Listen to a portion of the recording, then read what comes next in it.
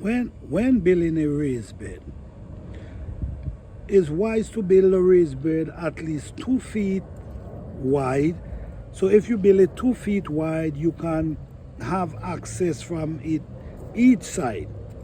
You also want to make sure if you're doing a raised bed and you're going to be packing the soil right up to the top, meaning you want to at least have 10 to 12 inches depth of soil for the plants to grow.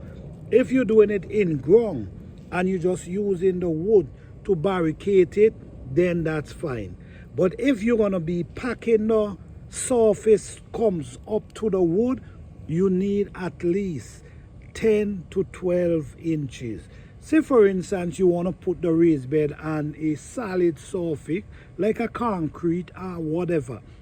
You want to have at least 12 inches depth of soil. So what you do, you use a 12 inches piece of wood, a 2x12, and you bar around, and then you fill it up to the surface, right up to the top, at least right here. So you could always plant. So the plant have 10 to 12 inches depth for the root to grow. All these plants, this I didn't have to use a 2x10. I could have used a 2x4. Why I could have used a 2x4? Because I'm planting down in the ground. So if you're planting in the ground, yes, you just need a 2x4, 2x6.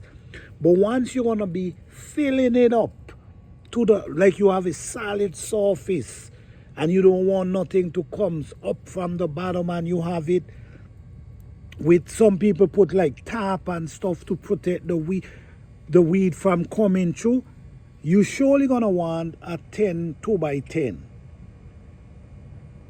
2x10. And it's always wise to make it at least 2 feet wide.